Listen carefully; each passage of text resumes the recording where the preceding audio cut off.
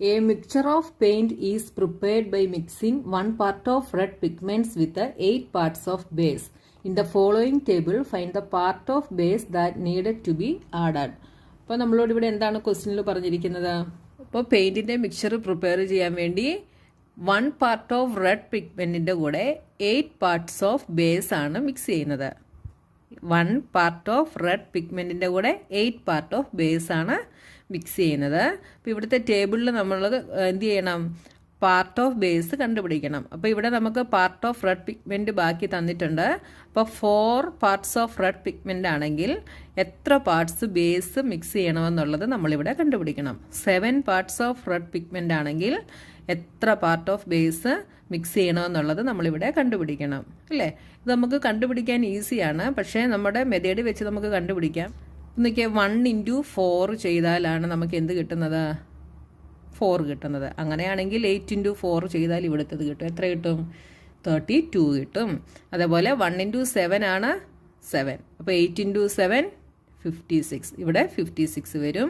ഇവിടെ 1 × 12 12. 8 × 12 ചെയ്താൽ നമുക്ക് 96 ഇവിടുത്തത് കിട്ടും. അങ്ങനെ ചെയ്യാൻ ഈസിയാണ്, പക്ഷേ നമ്മുടെ മെത്തേഡ് യൂസ് ചെയ്ത് തന്നെ നമുക്ക് ചെയ്യാം.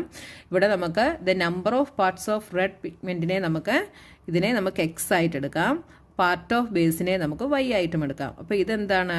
ദിസ് ഈസ് x1, ഇത് x2, ഇത് x3, ഇത് x4, ഇത് x5. ഇത് y1, ഇത് y2, ഇത് y3, ഇത് y4, ഇത് y5. അപ്പോൾ ഡയറക്റ്റ് പ്രൊപ്പോർഷനിലാണെങ്കിൽ എന്തായിരിക്കുമെന്നാണ് നമ്മൾ പഠിച്ചത്?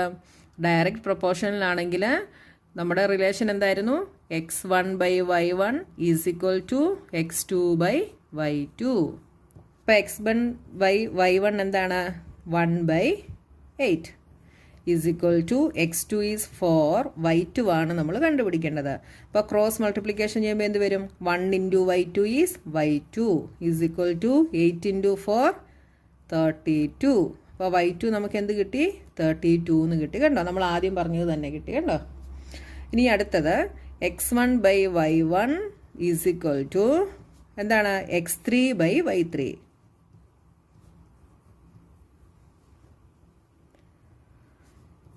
ഇതെന്ത് വരും? x1 is 1, 1/8 is equal to x3 is 7, 7/y3 നമുക്കറിയില്ല, 7/y3. ക്രോസ് മൾട്ടിപ്ലിക്കേഷൻ ചെയ്യുമ്പോൾ 1 × y3 is y3 is equal to 7 × 8 56. അപ്പോൾ y3 നമുക്ക് 56 എന്ന് കിട്ടി.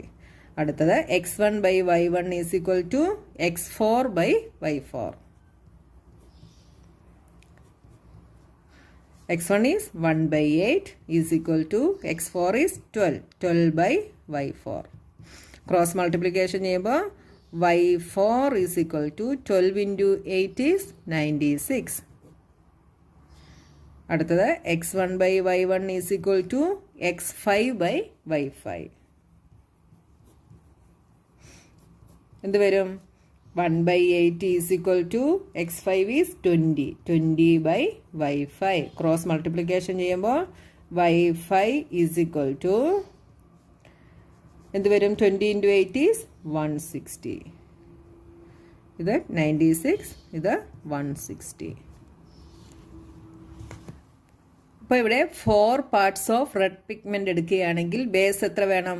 32 പാർട്സ് വേണം. ഇവിടെ 7 പാർട്സ് ഓഫ് റെഡ് പിഗ്മെൻ്റ് എടുക്കുകയാണെങ്കിൽ 56 പാർട്സ് ഓഫ് ബേസ് വേണം.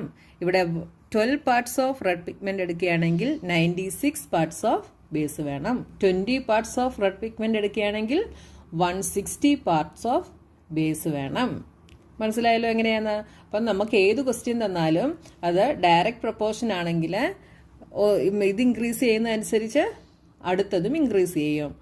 ഇത് ഡിക്രീസ് ചെയ്യുകയാണെങ്കിൽ ഇതും ഡിക്രീസ് ചെയ്യും. അപ്പോൾ നമ്മുടെ റിലേഷൻ എന്താണ്? x1/y1 is equal to x2/y2. അപ്പോൾ നിങ്ങൾ ഇതിൻ്റെ ഇൻട്രൊഡക്ഷൻ വീഡിയോ കണ്ടു നോക്കണം. അപ്പോൾ നിങ്ങൾക്ക് കുറേ കൂടെ നന്നായിട്ട് മനസ്സിലാകും കേട്ടോ. ഇൻട്രൊഡക്ഷൻ വീഡിയോ കാണാതെ ഇത് കാണുന്നവർക്ക് ചിലപ്പോൾ മനസ്സിലായെന്ന് വരത്തില്ല കേട്ടോ.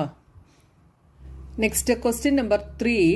In question 2 above, if one part of a red pigment requires 75 ml of base, how much red pigment should be mixed with 1800 ml of base? അപ്പോൾ ക്വസ്റ്റ്യൻ നിങ്ങൾ ശരിക്കും വായിച്ച് നോക്കുക. ഇവിടെ 1 പാർട്ട് ഓഫ് റെഡ് പിഗ്മെൻറ്റിന് 75 ml ബേസ് വേണം ഇല്ലേ? അങ്ങനെയാണെങ്കിൽ 1800 ml ബേസിന് എത്ര റെഡ് പിഗ്മെൻറ്റ് മിക്സ് ചെയ്യണമെന്നുള്ളത് എന്ത് ചെയ്യണം? നമ്മൾ കണ്ടുപിടിക്കണം. അപ്പം നമുക്ക് ഇത് ജസ്റ്റ് ഒന്ന് കോളം വരച്ച് നോക്കിക്കഴിഞ്ഞാൽ നിങ്ങൾക്കിത് ഈസി ആയിട്ട് ചെയ്യാനായിട്ട് സാധിക്കും. അപ്പോൾ നോക്കിയേ, ഫസ്റ്റ് റെഡ് പിഗ്മെൻറ്റ്, ഇവിടെ ബേസ് നമുക്ക് ml തന്നിരിക്കുന്നത്. ഇപ്പോൾ റെഡ് പിഗ്മെൻറ്റ് എത്രയാണ് പറഞ്ഞിരിക്കുന്നത്? 1 പാർട്ട് ഓഫ് റെഡ് പിഗ്മെൻറ്റ്.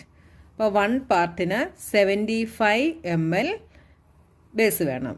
പിന്നെ നമ്മളോട് പറഞ്ഞിരിക്കുന്നത് ഹൗ മച്ച് റെഡ് പിഗ്മെൻറ്റ്. അപ്പോൾ ഇത് നമ്മൾ കണ്ടുപിടിക്കണം. അതുകൊണ്ട് നമുക്കതിനെ X എന്ന് കൊടുക്കാം.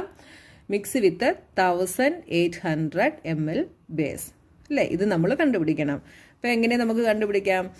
ഡയറക്റ്റ് പ്രപ്പോർഷൻ ആണെങ്കിൽ എന്താണെന്ന് നമ്മൾ പഠിച്ചു. റെഡ് പിഗ്മെൻറ്റ് ഇൻക്രീസ് ചെയ്യുന്നതനുസരിച്ച് ബേസും ഇൻക്രീസ് ചെയ്യും. ഇവിടെ ബേസ് എന്ത് ചെയ്തിരിക്കുകയാണ്? ഇൻക്രീസ് ചെയ്തിരിക്കുകയാണ്. അപ്പോൾ റെഡ് പിഗ്മെൻറ്റും ഇൻക്രീസ് ചെയ്യും. അതാണ് ഡയറക്റ്റ് പ്രപ്പോർഷൻ്റെ കേസിൽ സംഭവിക്കുന്നത്. അപ്പോൾ നമ്മുടെ റിലേഷൻ എന്താണ്? x1/y1 is equal to x2/y2. ഇതാണ് നമ്മുടെ ഇക്വേഷൻ. അപ്പോൾ ഇതിനെ നമുക്ക് x1, ഇത് y1, ഇത് x2, ഇത് y2. അപ്പോൾ വാല്യൂ ഇട്ട് കൊടുക്കുമ്പോൾ എന്ത് വരും?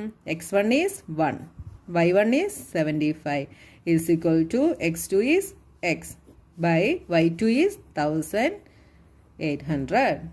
ഇതിനെ ക്രോസ് മൾട്ടിപ്ലിക്കേഷൻ ചെയ്യുമ്പോൾ എന്ത് വരും? 1 into 1800 is 1800 is equal to x into 75. ഇതിന് x എന്ത് വരും? x ഈസ് ഈക്വൽ ടു 75 ഇവിടെ ഡിവിഷൻ ആകും. 1800 ഡിവൈഡഡ് ബൈ 75. ഇവിടെ നമുക്കൊന്ന് കട്ട് ചെയ്ത് ചെറുതാക്കാം. അപ്പോൾ 5 വെച്ച് കട്ട് ചെയ്യുന്ന ഉടനെ ഇവിടെ 15, ഇവിടെ 360.